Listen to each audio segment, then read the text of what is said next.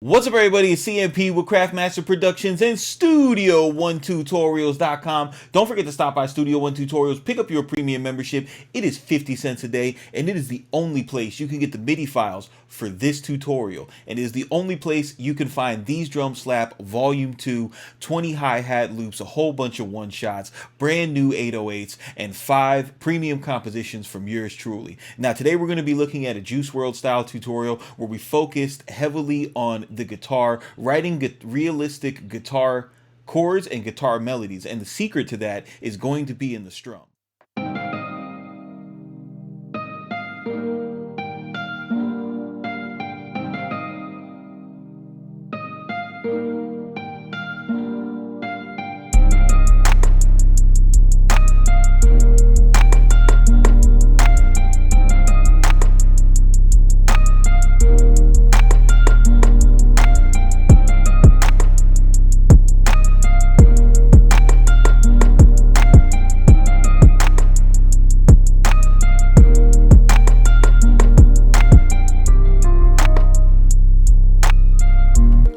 All right, everybody, so let's get into this Juice World melody sadness tutorial. All right, so the first thing that you're probably going to want to lean into when you get into wanting to get this type of thing together is you're going to want to get yourself a nice guitar, a solid guitar. Now, I like to start with like the nylons and anything because they're just like really simple, clean tones. When you want to get emotional, when you want to get fake sad about a girl in order to use mental health as a meme to propel your career, along with aligning yourself with the CEO of YouTube to bump your subs up, you want to go with the classic nylon guitar. And then from there, I'll put effects on it, which makes everything sound way cooler. So classic nylon guitar using Omnisphere because they have good articulations when it comes to the velocity. Now let's get into the actual piano roll stuff here. The first thing that you're going to want to notice about what I got going on here is the strum arrangement, right? So if you look at these strums, you've got a strum going up and then a strum going down and a strum going up. So I use Scalar to achieve this. They have a good strum function that has an alternate strum. And the reason why you do this is because if you ever watch a guitar player play guitar, they're not just strumming their guitar in a downward motion. The hand goes down and then it comes back up, right? So this is very important if you want, like, if you care about it sounding any type of real, which you should, because a lot of these guitar based hip hop beats are actual like splice samples of people actually playing. So if you want to get as close as you possibly can, you should care about stuff like that. It should matter, you know. So that's how we kind of spoof that, right? I'm all about faking it in the piano roll until I make it. So that's what we got going on there. Now the chord progression here, super simple chord progression. I got my scale lock on. I'm in the key of C minor. So what do? I do first, third, fifth. I got a C minor chord here. The second thing that we go on to is you'll notice that I'm reusing the 3 note and the 5 note from the first chord, and then I added this B flat, which that's making the 3 chord in the scale. Now, in order to make it sound cool, is I copied this octave down. If I'm going too fast for you guys, sign up to studio1tutorials.com. Go through my music theory course. All of this will make sense and you'll be able to listen faster while I talk fast. So this is a 1 3, and then I move back to the 5, right? And all this 5 is it's inverted. I've got typically a 5 chord is 5 7 2. You see I've got this 5, this 7, here's this 2 up here. I just dropped them back down so the voicing is a little tighter and it sounds a lot cooler, man. That's all we're doing. Again, studio1tutorials.com music theory. You'll be able to breeze through stuff like this. This was a really fast beat to create. Now, the easy part here was the top melody. The top melody for a lot of these type of beats, for the producers who make these type of beats, I know you guys will see them on Twitch and just be like, wow, bro, how do you do that? And the thing is, the reason why you don't know how they do it, because they can't really explain it. I'll explain it to you. They're just vamping the third. And what I mean by vamping the third is they're taking chords are made up 1 3 5, right? First, third, fifth. And what they're doing is they're just walking down to or walking up to the third note in the scale in sequential order. So here we start on the 5, we go 5 4 3.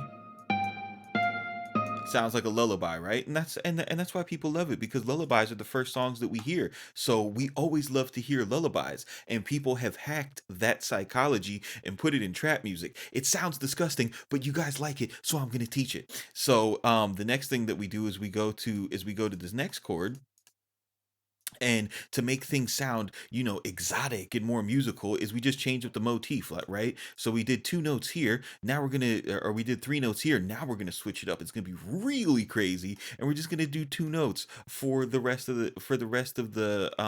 melody. So here we're just looking at our third note in the scale, and I know that I told you guys or the third note in the actual chord progression, and I know that I told you guys that this was inverted, but it's the same theory, right? So we're just walking up from the third, right? That's not us. Here it is. And it sounds super cool. Notice the relationship of the intervals in between these, right? So we're just a half step apart, and as long as you keep this constant half step apart between the notes that you're going up and down between, you're going to get this type of feel.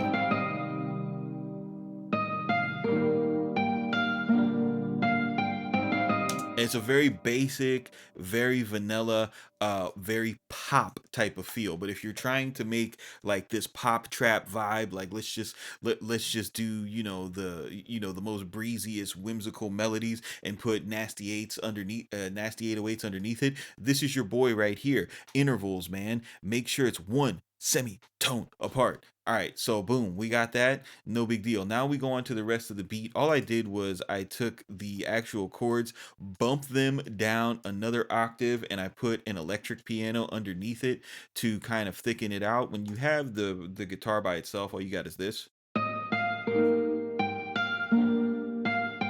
Sounds cool, but when you put something an octave below, typically an EP always sounds good. Let's go for that. Nice. Full body. We like that. That's what we like. Really, really game breaking stuff here, guys. So when we go on to the section, this arrangement piece that I have is for free. In all of the Studio One tutorials members, we have access to a premium Dropbox. You get these arrangements, you get these drum midis, and now you're getting these melodies. It's getting crazy over there with the value, just insane. So what I've done here with the arrangement, and we're not going to spend too much time on it, is we're just alternating energy. The only part that's really different is this verse part, where I've kind of halftime, or I haven't kind of, I've actually halftime the melody. And then we went from a straight 16 note hi-hat to an eighth note feel. So it's a really nice energy shift. Again, hi-hats, timing, muting them, and just changing them in any way, because they sit so high up in the beat and they're such a driving force in trap music. When you change them in any way, you are giving yourself a different pattern in the arrangement to mess with.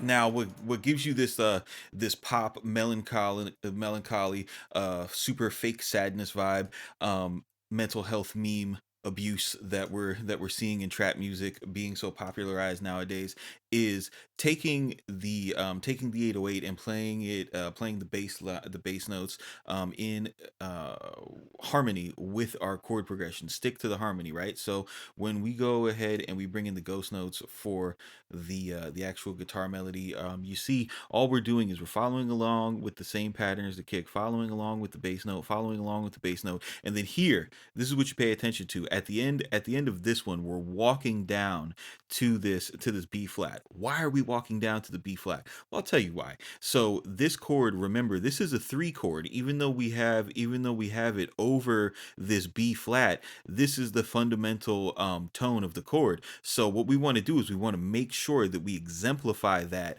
with our 808 because it's playing in a different octave. So we're grounding it, right? We're reinforcing like, hey, this chord is the 3 chord in the scale and not some, weirdo B flat, right? It adds organization. More on music theory at studio1tutorials.com. Then when we want to get down to the actual B flat chord, we make sure that we walk it down. We don't just jump there. Just completely foregoing foreplay. No, we want the musical foreplay. We want to step down to that guy, and it just makes it sound so much better.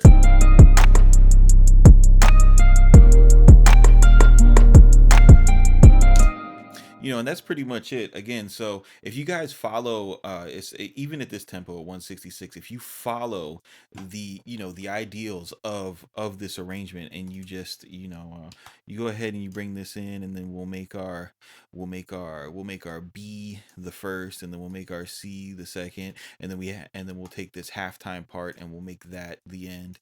Again, you get this guy over here, you shift him in, copy him, boom, boom, boom, boom. Really simple stuff, really easy. You get something like this.